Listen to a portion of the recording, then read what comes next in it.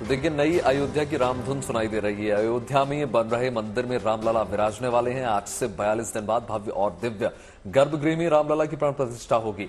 जाहिर सी बात है, काफी कम दिन बाकी रह गए। ऐसे में रामलला की प्राण प्रतिष्ठा की तैयारियां तमाम हैं। अतिथियों को निमंत्रण पत्र भेजे जा चुके हैं और प्राण प्रतिष्ठा के सिलसिले में एक सप्ताह तक चलने वाले उत्सव की रूपरेखा अब तैयार हो चुकी है। 22 जनवरी को प्राण प्रतिष्ठा के दौरान सिर्फ चुनिंदा मेहमान ही वहां मौजूद रहेंगे और 23 जनवरी से आम लोग रामलला के दर्शन कर सकेंगे। नए मंदिर में रोजाना 1.5 से 2 लाख भक्त जो हैं अपने आराध्य के दर्शन कर पाएंगे।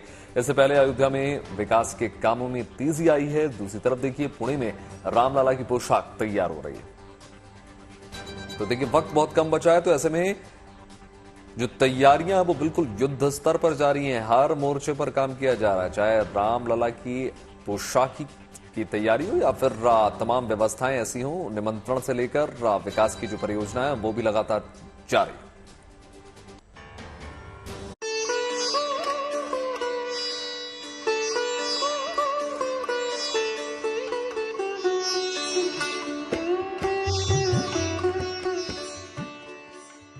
अयोध्या के निर्माणाधीन श्री राम जन्मभूमि मंदिर में रामलला की प्राण प्रतिष्ठा की शुभ घड़ी आने वाली है।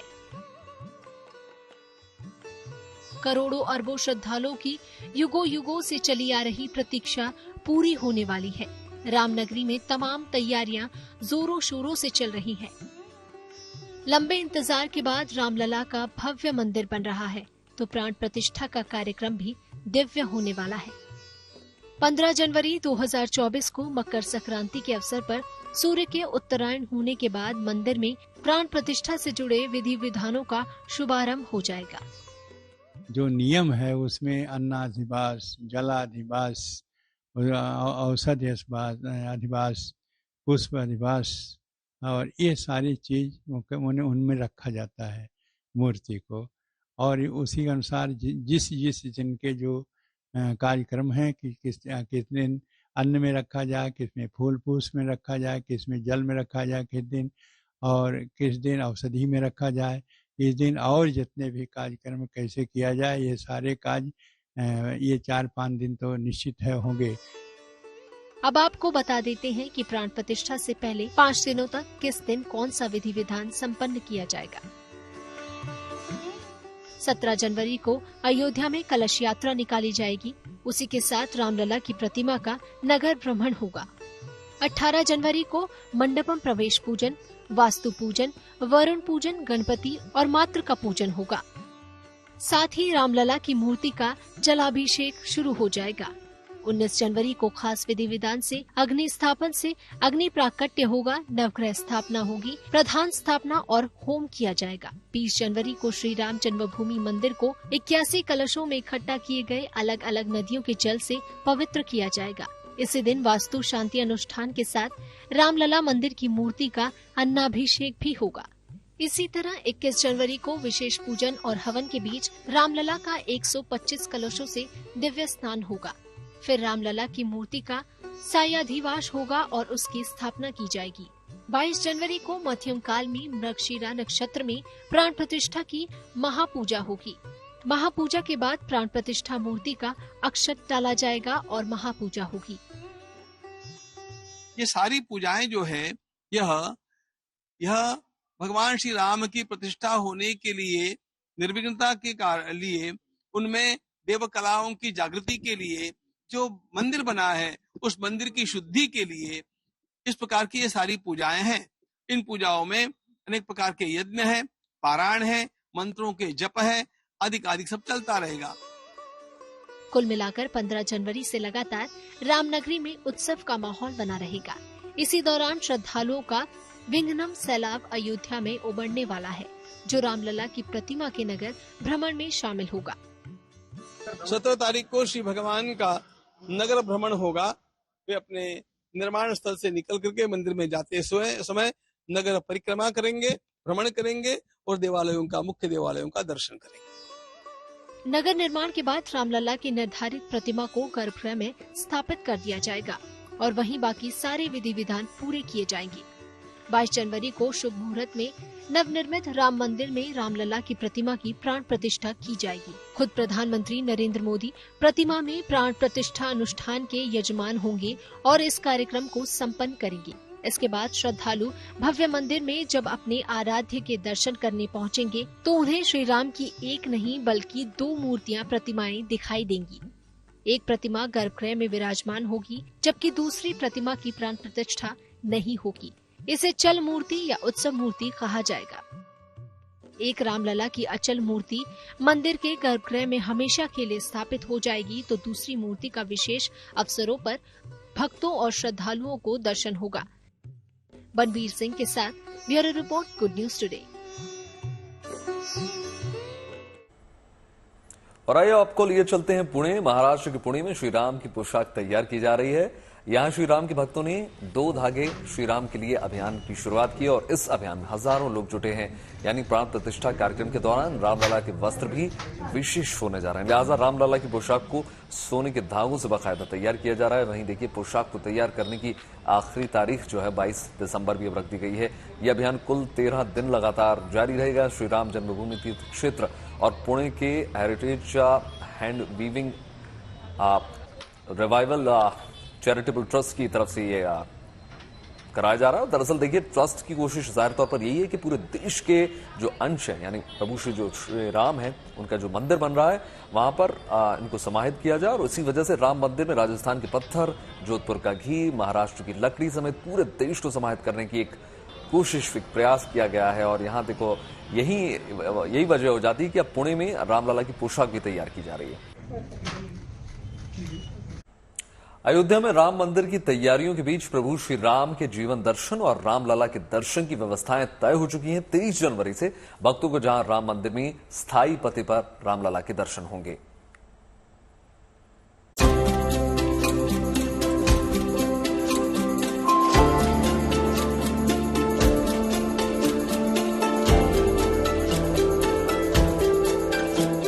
अयोध्या में राम मंदिर निर्माण के साथ ही प्राण प्रतिष्ठा की तारीख नजदीक आते ही व्यवस्थाएं पुख्ता की जा रही हैं।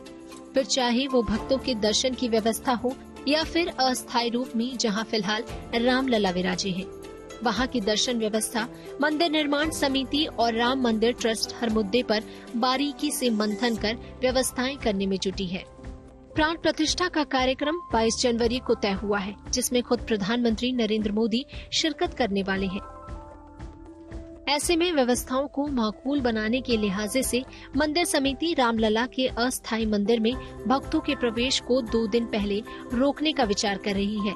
हालांकि इस पर मुहर अभी नहीं लगी है, लेकिन कार्यक्रम को देखते हुए और लोगों की भीड़ मद्देनजर रखते हुए ये मुमकिन है कि 2 दिन पहले अस्थायी पते पर रामलला के दर्शन को रोक दिया जाए।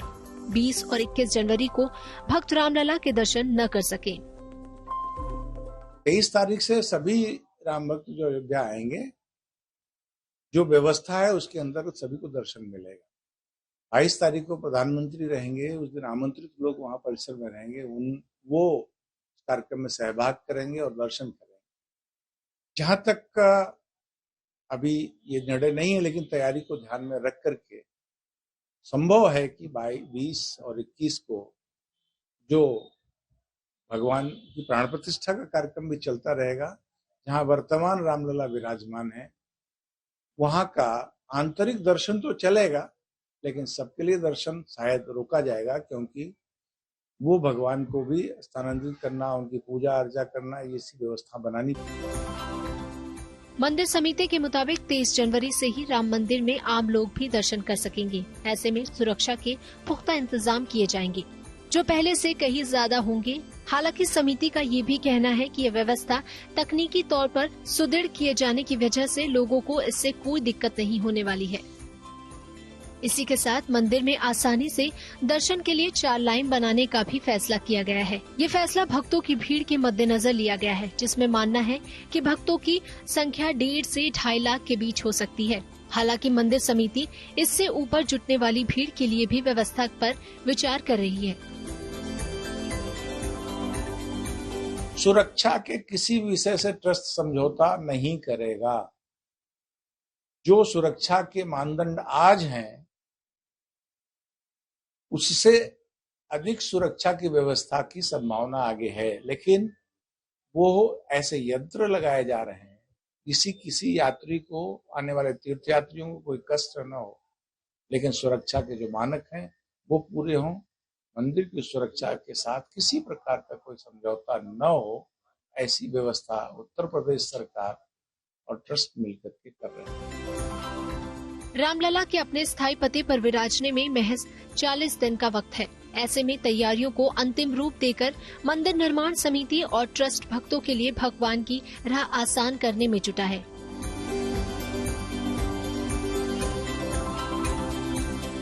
अयोध्या से Banbir Singh, good news today.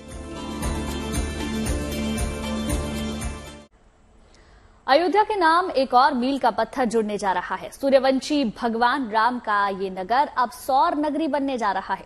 Ayodhya में अब घर घर और ऊर्जा पहुंचाने की तैयारी है। देखिए हमारी ये खास रिपोर्ट।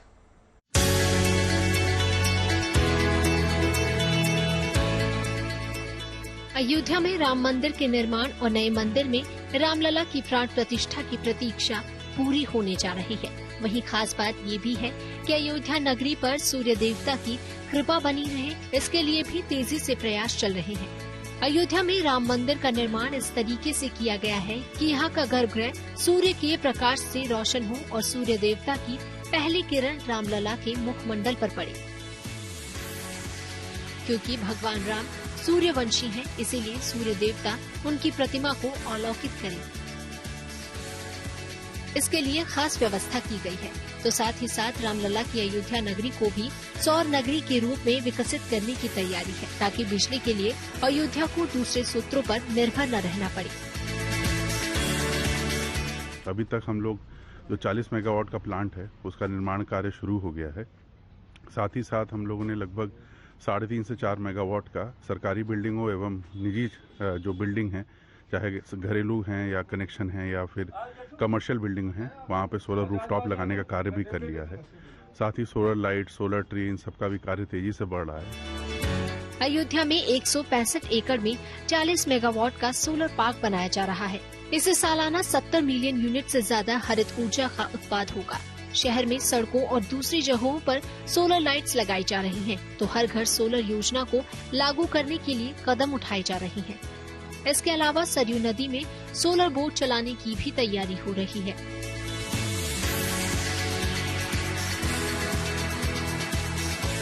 दिसंबर के अंत तक जो है हमारा सोलर बोट सरयू नदी पे वो भी चालू होने की उम्मीद है पूरी। तो वो भी कार्य हो रहा है। जेटी का भी शायद पटना से जेटी आ रही है जो कि पर्यटन विभाग मंगा रहा है। वो जेटी भी शायद हमें लगता है 4-5 दिनों में वो जेटी यहाँ पे आ जाएगी।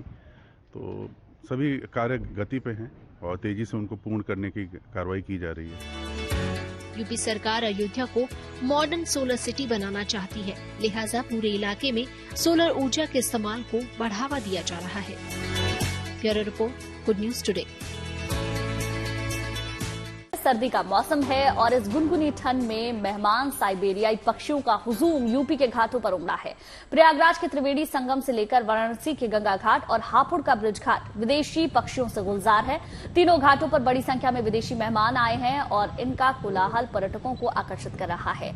यहाँ गंगा घाटों पर उनकी उड़ान, उनका कलरव और उनकी अटखेलियां सबका मन मोह रही है।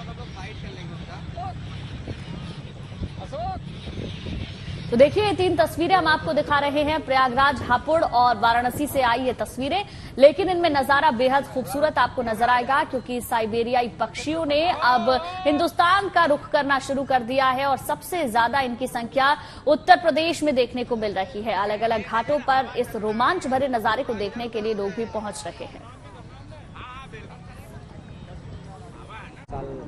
ये हर साल इसी टाइम आते हैं, अपने आप आते हैं। किस वे कौन से साइड से आते हैं नहीं पता है, बट यहाँ पे दाना खिलाते हैं सब लोग, ये लोग खाते हैं। अच्छा लगता है कि हाँ बर्ड्स खा रही है। जिस तरह ये लोग आते हैं, उड़ते, फ्रेंडली भी है, बाइट नहीं करते या पीक से नहीं मारते, बस आते खाते चले जाते हैं। नेचर का तो ये बहुत ही मिरेकलस वे है।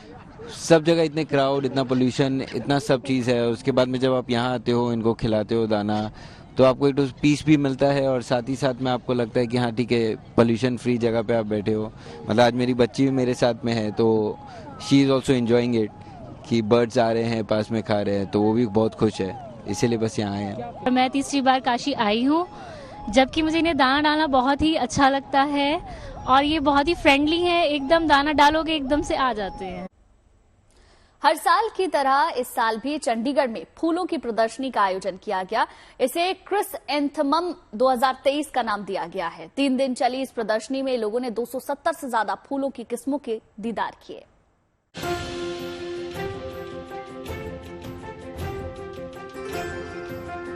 एक नहीं, दो नहीं, बल्कि 200 से ज्यादा फूलों की किस्मों से सजी है चंडीगढ़ के सेक्टर 33 में बने टेरिस गार्डन की बगिया, जहां क्रिसैंथेमम 2023 का आयोजन किया गया। बीते 3 दिनों से चला आ रहा ये शो रविवार को खत्म हो गया। 33वें वार्षिक क्रिसैंथेमम शो 2023 का शुभारंभ पंजाब के गवर्नर BL पुरोहित ने किया था, जहां 3 दिन तक दूर दराज से लोग आए। हर साल होने वाले इस आयोजन में अच्छी खासी भीड़ होती है। यहाँ गुलदाउदी की कई किस्मों के साथ दूसरे फूलों को भी शो में रखा गया। अच्छी बात यह है कि इस पार्क में कुछ क्रिएशन ऐसे भी किए गए जो हर उम्र के लोगों को पसंद आए। इनमें फूलों से पॉपुलर कृतियां बनाना है। बच्चों को बहुत लगे, जैसे वो पीछे डियर बना हुआ है, कैंगरू बना हुआ है, बच्चों को देखने को अलग सी चीज मिल रही है ना। जैसे हम जू में जाते तो नेचुरली एनिमल्स देखते हैं, पर ये फ्लावरिंग की हुई है तो मेरे को बहुत अच्छी लग रही है।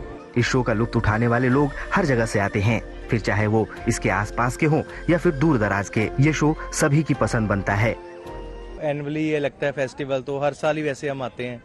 मतलब 290 से ऊपर वैरायटीज हैं फ्लावर्स वगैरह की यहाँ, तो अच्छा फेस्टिवल है बच्चों के लिए, फैमिली के साथ आए हैं। कई लोग ऐसे भी हैं जिनकी आदतों में शुमार हो चुका है ये शो। हर साल वो इसका इंतजार करते हैं। फूलों की ये वैरायटी देखना उनकी ख्वाहिशों में शुमार हो चुका है। हम यहाँ काफी सालों से आ रहे हैं, इस बार तो और भी अच्छा है। फूड स्टॉल्स भी हैं, वो इतने फ्लावर्स हैं, फ्लावर्स की वैरायटीज बहुत देखने को मिल रही है। 290 प्लस वैरायटीज कितनी है, बहुत मजा आ रहा है। वो क्राउड भी काफी है। इस शो में दिन भर होने वाले सांस्कृतिक कार्यक्रम और फूड स्टॉल लोगों के लिए बड़ी सहूलियत का काम कर रहे हैं, जिसकी वजह से इस शो की रौनक दुगनी हो गई है।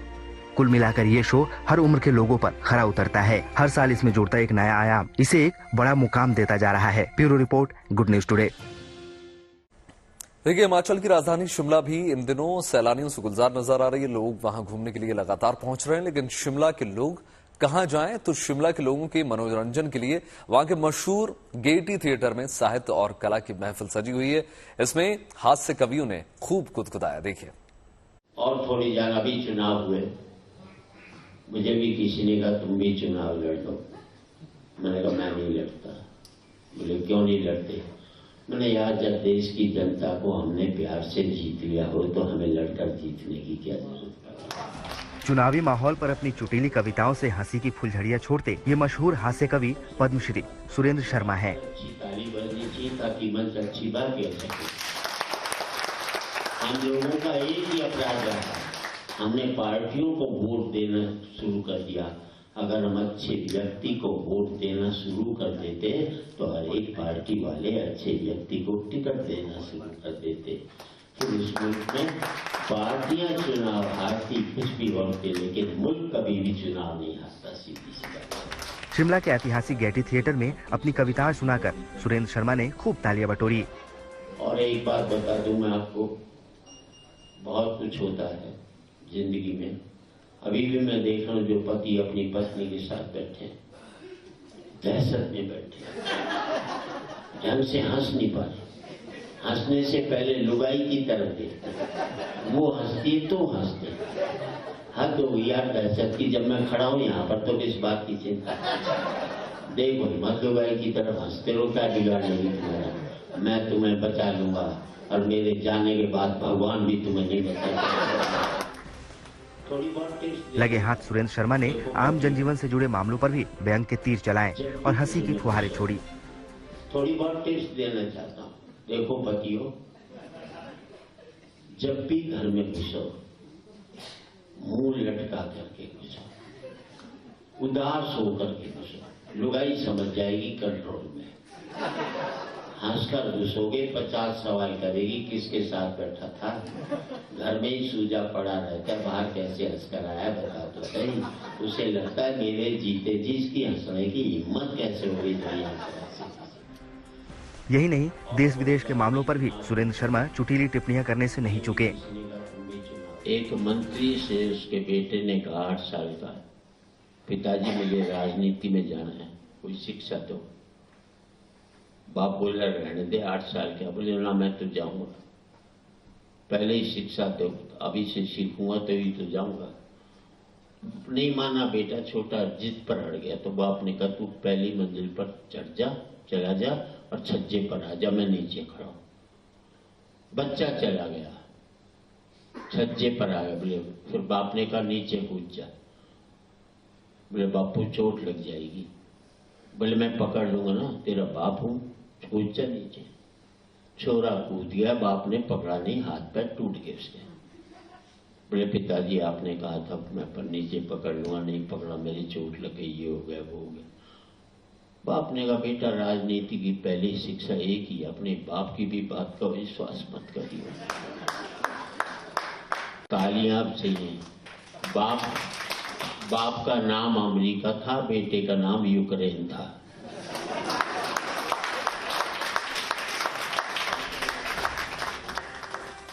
शिमला के सर्द माहौल में साहित्य उत्सव के दौरान सुरेंद्र शर्मा ने अपनी व्यंग भरे अंदाज से लोगों को खूब हंसाया।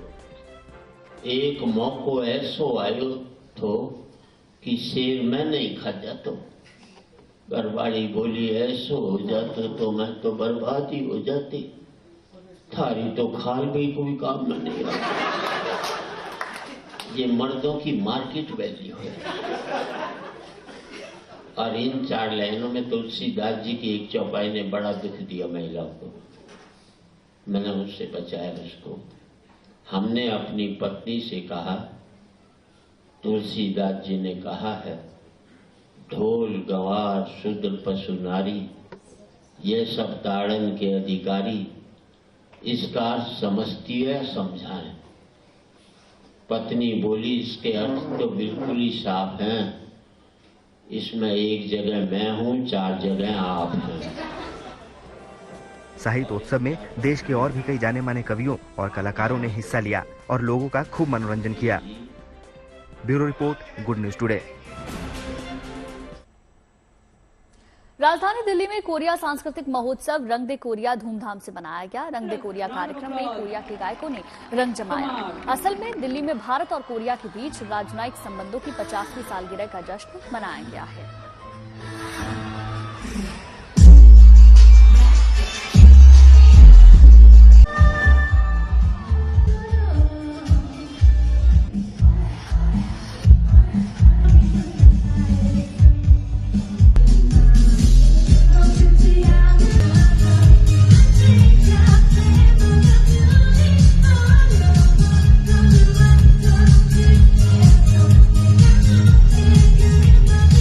और अब आपको देश और दुनिया में चल रही क्रिसमस की तैयारियां दिखा देते हैं। दुनिया भर में बाजार क्रिसमस से सज चुके हैं और पुडुचेरी में क्रिसमस के लिए बाजारों में रौनक अलग ही देखने को मिल रही है। बाजारों में हर तरफ आपको सेंटा की कैप नजर आएगी, गिफ्ट्स नजर आएंगे, क्रिसमस ट्री से लेकर लाइट्स सराबोर हैं। वहीं देखिए विदेशों में क्रिसमस के रंग अलग ही देखने को मिल रहे हैं। हर जगह खास अंदाज में क्रिसमस मनाया जाता है। और दक्षिण अमेरिका की अगर हम बात करें तो वहां पे ग्वाटेमाला सिटी से सेंटा की ये खास तस्वीरें देखिए निकल कर आई हैं। यहाँ सेंटा हेलीकॉप्टर से बच्चों से बाकायदा मिलने पहुंचे और सेंटा को देखने के लिए बच्चे बहुत खुश थे। और बच्चों को देखकर सेंटा भी अपने आप को रोक नहीं पाया और पहले बच्चों को उन्होंने गले लगाया और फिर उन्हें क्रिसमस का तोहफा भी दिया। और अब खबर हमारे सहयोगी और आपके पसंदीदा देश के सर्वश्रेष्ठ न्यूज चैनल आज तक से जुड़ी हुई। हमारे सहयोगी चैनल आज तक ने फिर से जीता है सर्वश्रेष्ठ हिंदी न्यूज चैनल का ITA अवार्ड। आज तक ने रिकॉर्ड 20वीं बार सर्वश्रेष्ठ न्यूज चैनल का इंडियन टेलीविजन एकेडमी अवार्ड अपने नाम कर लिया। साथ ही साथ इंडिया टुडे ग्रुप की वाइस चेयरपर्सन और MD कलीपुरी को ITA अवार्ड्स में नारी शक्ति महिला नेतृत्व सम्मान से नवाजा गया है। Popular Hindi news channel and the award goes to आज तक। और आज तक ने फिर से रच दिया इतिहास। देश के सर्वश्रेष्ठ न्यूज चैनल ने फिर से कामयाबी के नए मुकाम को हासिल किया और अपने नाम किया देश के सर्वश्रेष्ठ हिंदी न्यूज चैनल का सम्मान।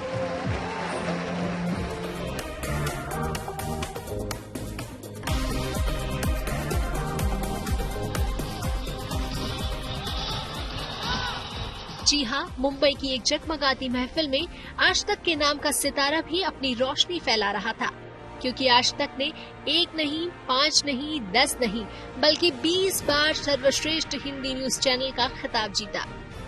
आपके भरोसे और आज तक की काबिलियत का दम दुनिया ने फिर से देखा। आज तक को Hindi channel of the year award के लिए ITA का बहुत शुक्रिया। ये सिर्फ एक सम्मान नहीं है, ये वो भरोसा है जो भारत के करोड़ों दर्शक आज तक पर करते हैं। ये केवल एक अवार्ड नहीं है, ये एक हौसला है जो आज तक को 24 घंटे अलर्ट रखता है। हम सिर्फ खबर नहीं दिखाते, हम आपके साथ इस युवा देश के सबसे तेज दौर पर साथ चल रहे हैं। आज तक के इस अटूट कनेक्शन को ITA के मंच से सम्मान देने के लिए धन्यवाद। मुझसे लोग पूछते हैं, क्या आपके ऊपर प्रेशर है? मेरा जवाब है कि हाँ है। आपका प्रेशर है कि हम आपके लिए हमेशा सबसे तेज रहें। इंडिया टुडे ग्रुप की वाइस चेयरपर्सन और MD कलीपुरी को ITA अवार्ड्स में नारी शक्ति महिला नेतृत्व सम्मान से नवाजा गया। ये गर्व का मौका है कि मेरे नारी शक्ति के समर्थन और संकल्प को इस मंच ने और ताकत दी है।